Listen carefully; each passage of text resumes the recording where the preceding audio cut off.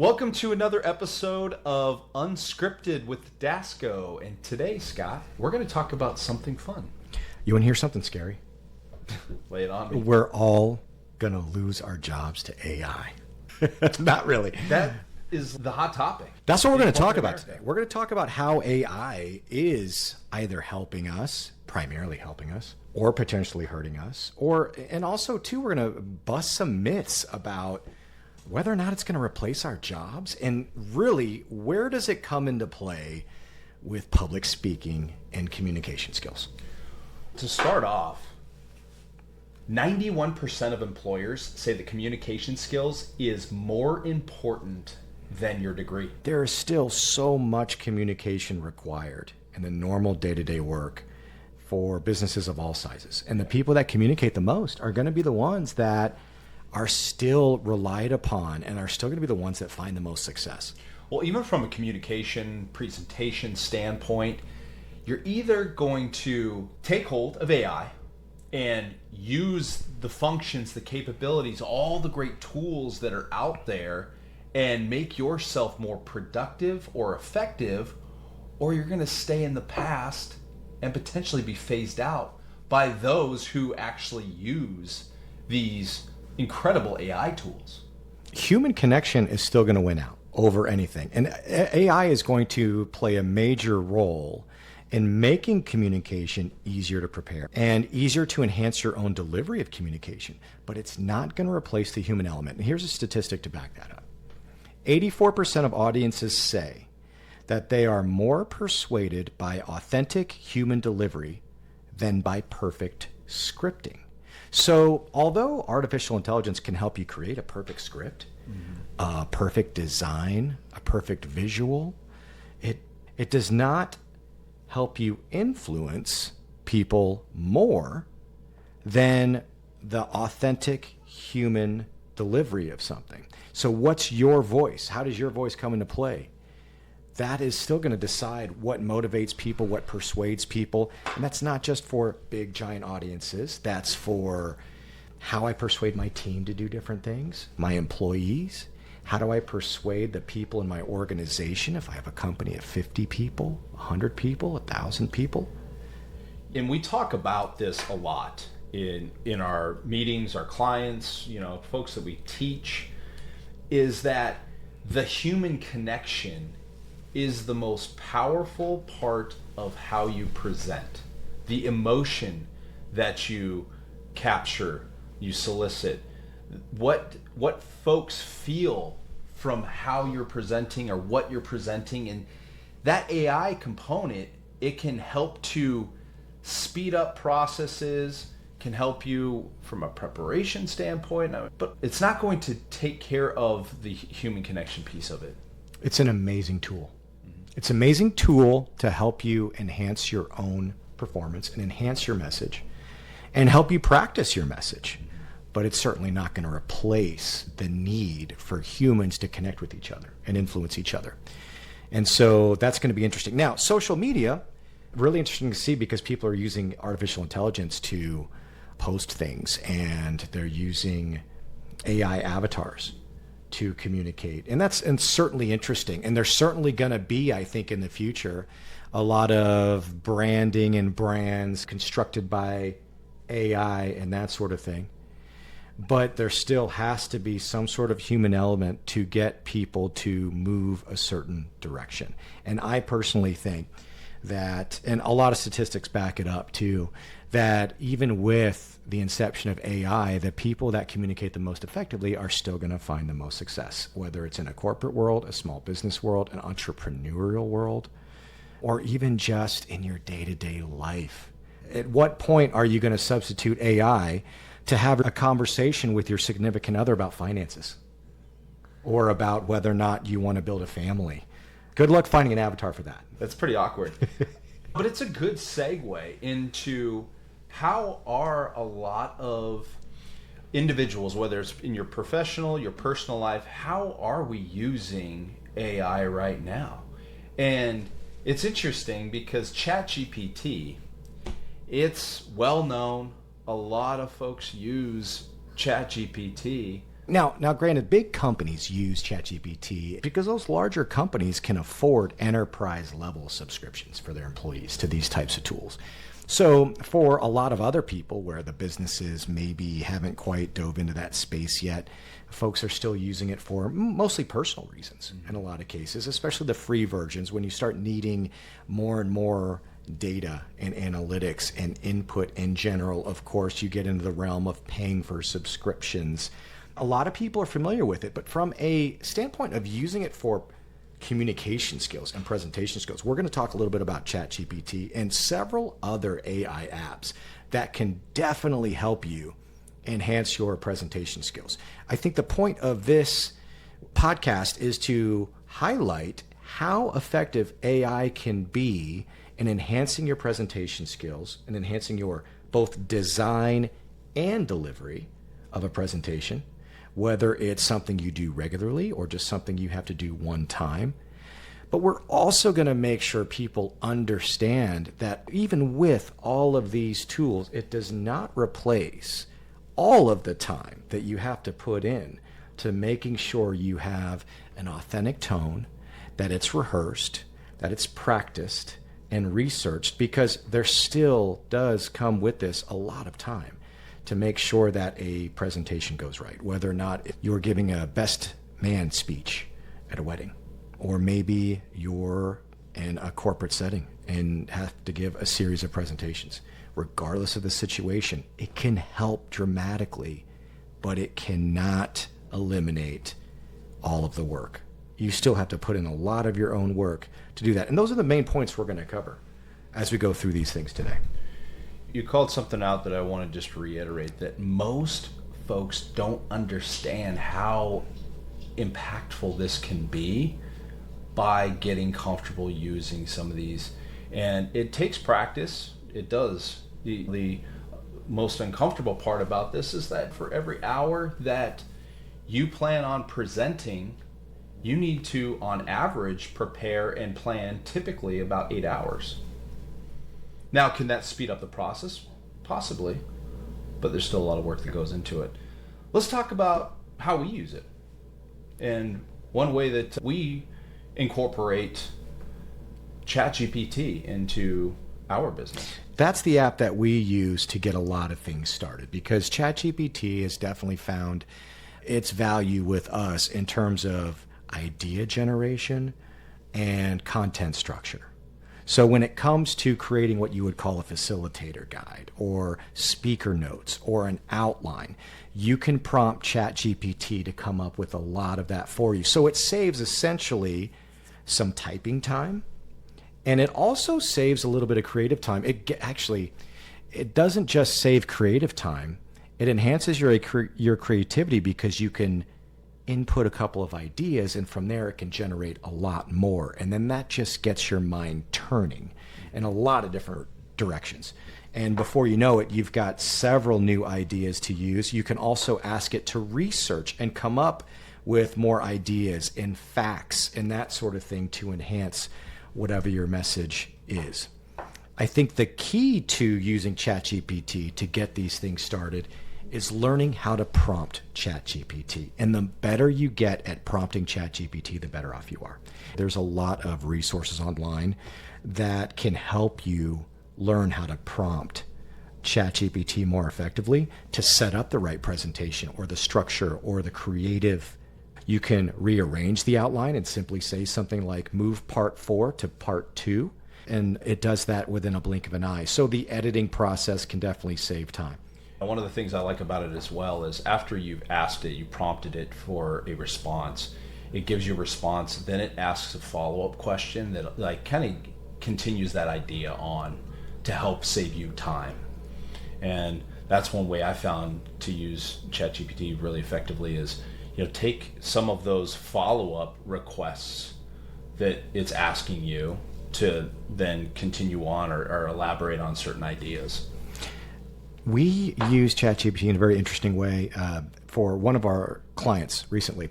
By the way, if you're in the Scottsdale area and you're looking for a home, Keller Williams Sonoran Living Office, great people, absolutely great people. Had a great time working with them. Love those guys. Really smart people, super engaged. We learned a lot from working with them. So that was a lot of fun.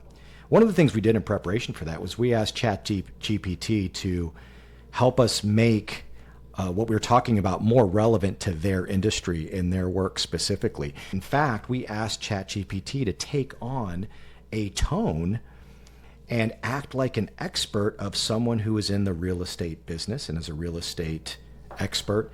And sure enough, a lot of the content was adjusted in very significant and detailed ways to help us connect with those guys. And I think it definitely made a difference. So there's different prompts you can give it. You can ask ChatGPT to act like a professional in different industries. You can ask it to talk to you as if you're a fourth grader. However it is you see fit, you can ask it to present information to you and subsequently to your audience in a lot of different ways.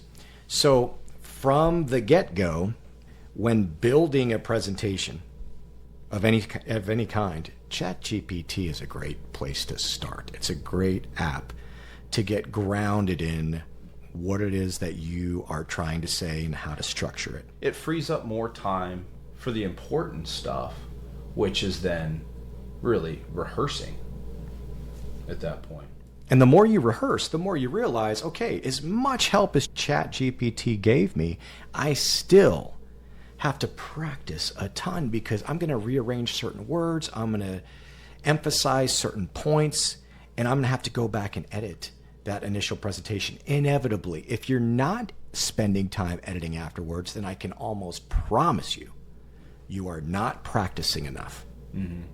And going back to that authenticity portion of it, ChatGPT is going to speak in a way and provide recommendations that most likely do not sound like you. The more you use ChatGPT, it gets to know you and kind of how you speak. But ultimately, you want to create that emotion, and ChatGPT, sometimes it's not going to give you exactly how you want to sound. That's right. I'm going to say something that most people don't want to hear. You still have to practice your presentation for a lot of hours in order to perfect it. No matter what tools you used and how much time AI saves you, you still have to practice your presentation quite a bit. It doesn't just take away the need to do that. Otherwise, you will risk not sounding authentic. And because of that, you'll never persuade people. Here's something that's really important for everybody to understand.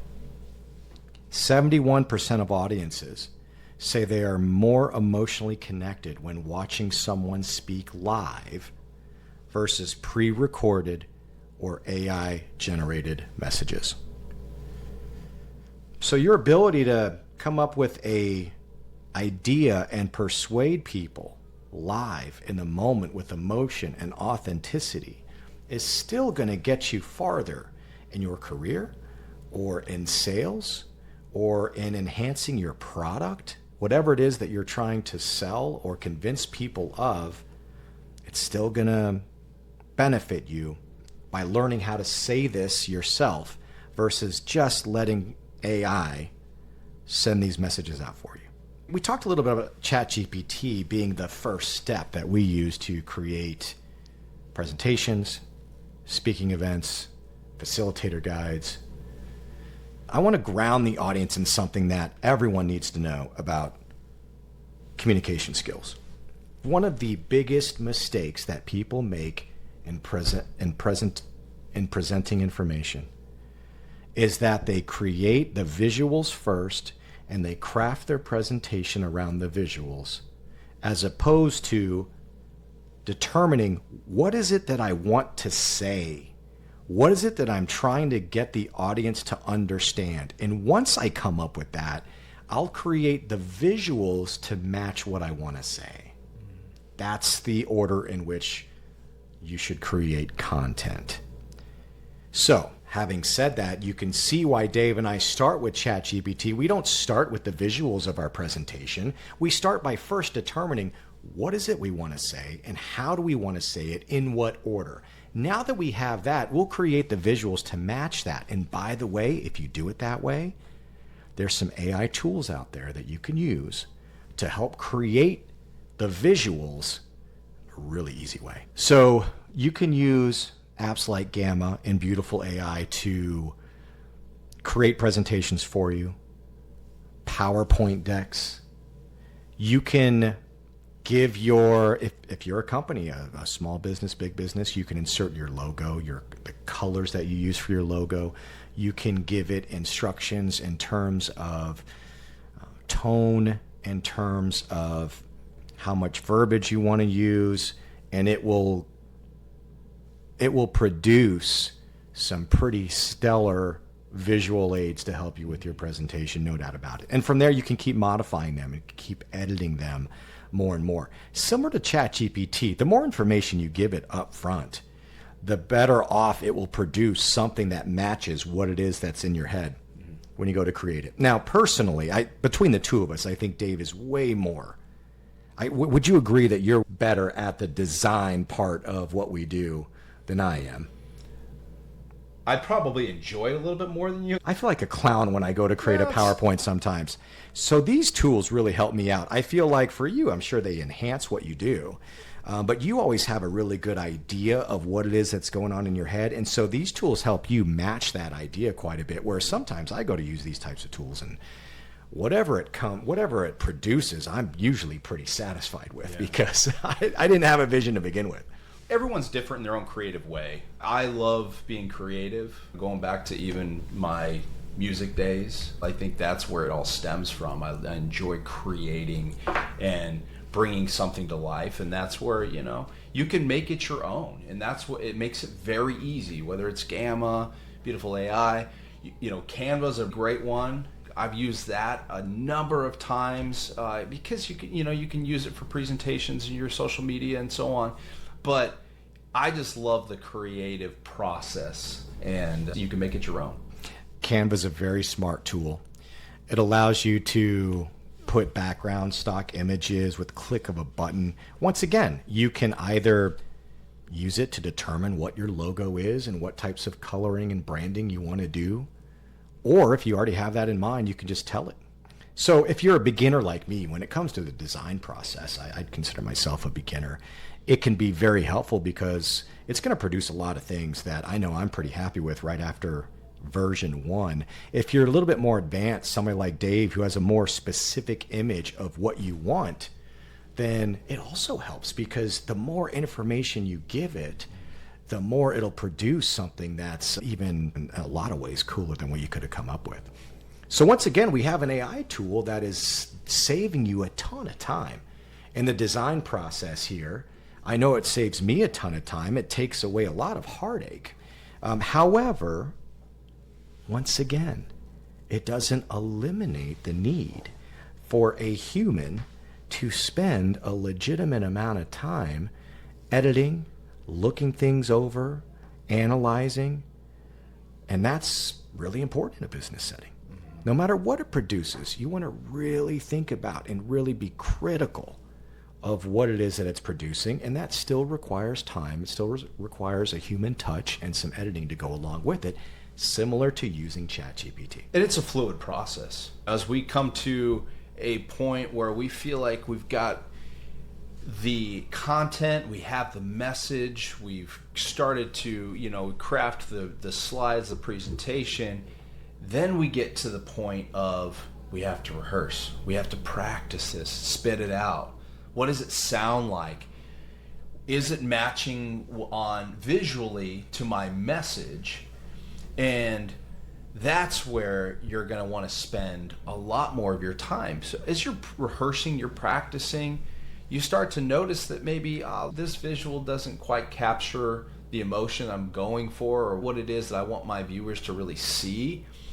And you go back and you continue to edit, but that's when it all starts to come to fruition, is when you really sit down and you practice, you spit it out, you listen to it. And there's a lot of great tools that you can use that will help you understand, what do I sound like? Is this matching what I want? And let's talk a little bit about that and some of those other AI tools that are helpful as we get to the kind of the rehearsing and the practicing part. When it comes time to rehearse, Okay, so this is how you sound, and this is how you look when you're presenting information.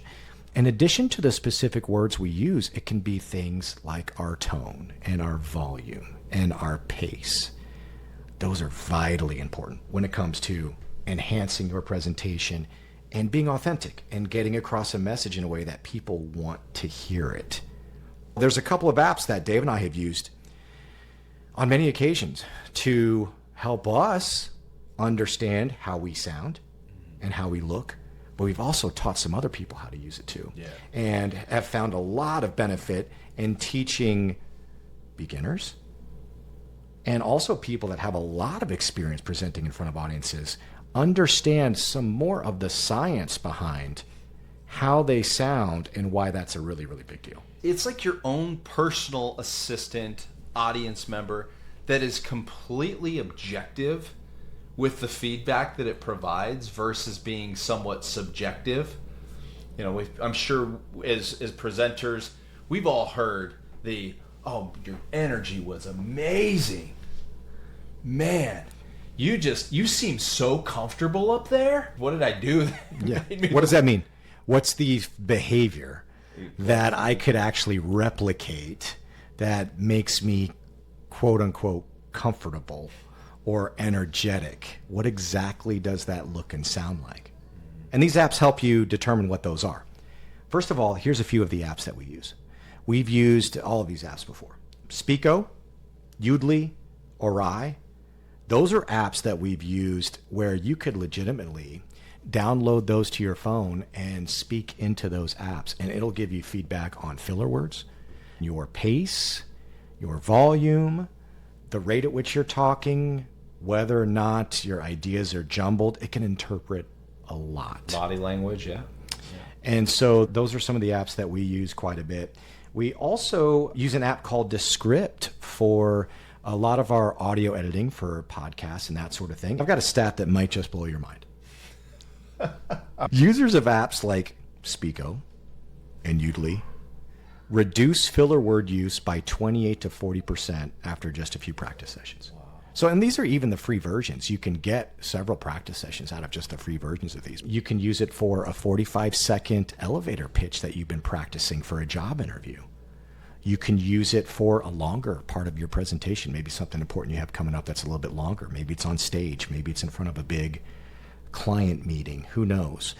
But you could practice what it is you're saying and how it is you're saying, and it'll give you some really important data, including the rate at which you speak, which Dave and I knew that rate was important, but had no idea there was science behind what the rate should be. The rate in which you should speak in words per minute, if you did not know this, is 120 to 160 words per minute. Now, if you asked me, am I speaking at 130 words per minute? I couldn't tell you. I'm not exactly sure. But using these apps helps you kind of rein in and get a good idea for whether or not you're talking too fast, talking too slow. And before you know it, you start to get a gauge for how fast am I really talking. And sometimes you want to talk really fast to get your message out, and then sometimes you just need to breathe. When we get nervous, that's what we tend to do. We tend to speak faster. And it's okay sometimes to speak faster if you're doing it for a purpose. Just as like we use pauses for a reason. But ultimately, 120 to 160 words per minute, that's the sweet spot in which you want to land. And these apps will help you to slow down or speed up depending on your pace. These apps will also help you figure out whether or not you're pausing enough during your presentation. And we know the art of the pause is vital to enhancing the engagement and retention of your audience. If you want something to be retained, if you want to regain or establish engagement, a pause can come in really handy, and these apps will help you understand whether or not you're pausing enough and for long enough, or perhaps too long, which makes things awkward. So these are great practice tools. Like we said in the beginning, AI helps you reduce a lot of the time when it comes to design and frees up a lot more time for you to focus on the delivery, which is what's important. It doesn't eliminate the amount of time that you have to design, and it doesn't eliminate the amount of time that you have to practice. It just makes all of those things more efficient. So the people that use these tools are going to inevitably gain ground on everybody that's choosing not to, because they're going to learn more in a shorter period of time, and they're going to be more productive and efficient in a shorter period of time. So it behooves all of us to dive into these apps and start to figure out how to use them to our benefit, whether or not it's in a corporate setting. You work for a big company, you do a lot of presentations. Maybe you're a salesperson, you have a lot of sales presentations to give.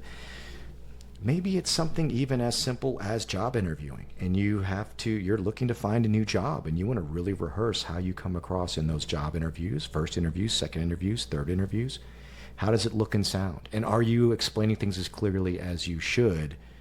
All of these things can help you reduce the amount of time you spend producing or designing content by up to 50%. But once again, it doesn't eliminate the time that you need. And there's still a ton of human touch required to make all of these things work cohesively, to help you deliver a message that is meaningful and has structure and has engagement from the audience and has authenticity to it as well. Ultimately, how do you use AI without losing your voice?